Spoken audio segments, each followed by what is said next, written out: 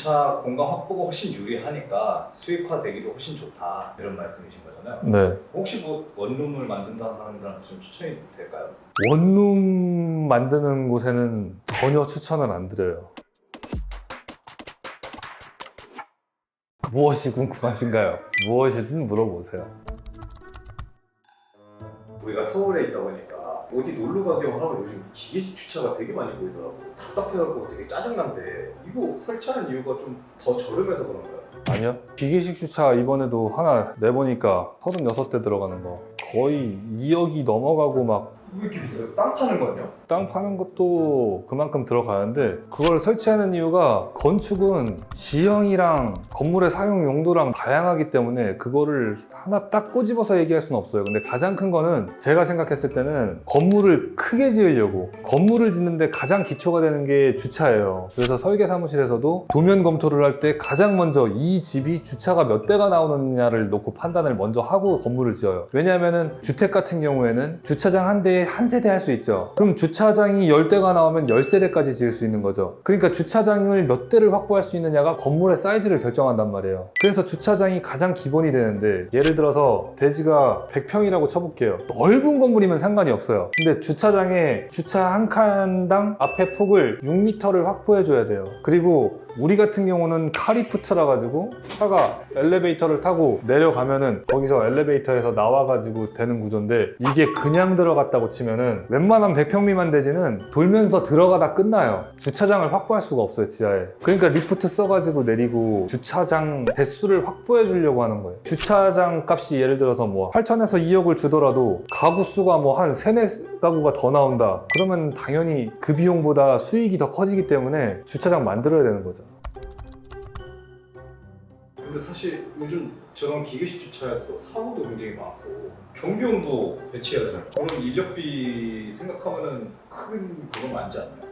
그거는 경우에 따라서 다른 것 같아요. 규모에 따라서. 뭐 대부분 있던데 경비원분들이.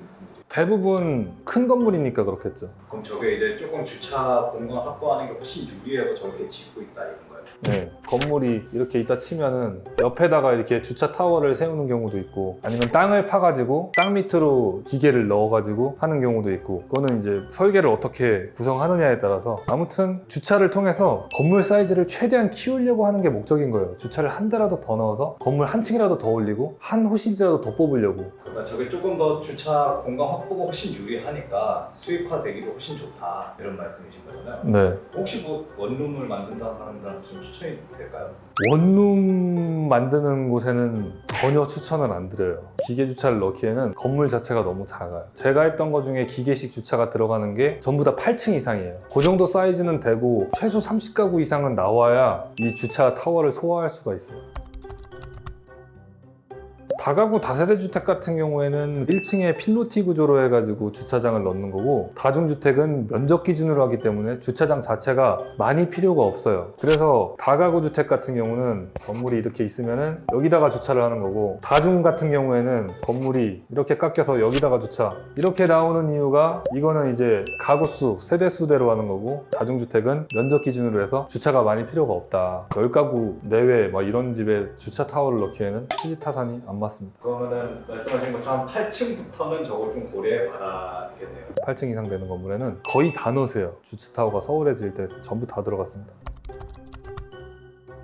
수익적으로만 생각해보면 저게 제일 유리한 거예요. 왜 여전히 이렇게 빙글빙글 돌아가는 주차장을 설치하죠? 제가 말씀드렸듯이 100평 내외 이런 작은 건물에서는 차가 들어가서 회전하는 반경이 공간을 많이 차지해서 주차 대수가 안 나와요. 백화점 같은 데는 얘기가 좀 다르죠. 거기는 부지가 이만큼 넓기 때문에 이만큼 도는 공간이 크게 의미가 없어요. 그리고 오히려 주차 기계보다 2.5m 선 그어주는 게 더 주차가 많이 들어가요. 저렇게 커졌을 때는 오히려 저게 훨씬 더 유리하다. 건축은 이제 면적에 따라서 아니면 그 현장 특성에 따라서 그렇게 설치를 해주면 됩니다. 대형 건물은 또 그걸 규정하는 법이 또 따로 있어요. 백화점은 이렇게 지어야 된다. 면적은 얼마 이상, 뭐 종교시설은 어떻게 지어야 된다. 이게 다 기준들이 다 있어요. 이런 것들에 대한 전략들은 좀 같이 짜주시는 건가요?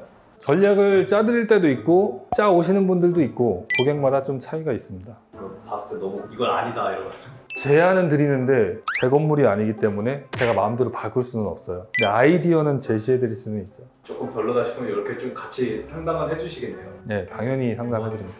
이게 저희는 고충이 뭐냐면 설계를 해오셔가지고 그대로 지어달라고 해서 그대로 지었는데 쓰다 보니까 불편한 게 생기면 건설사가 잘못 지었다는 소리를 하세요. 그래서 적극적으로 제시는 해드리죠.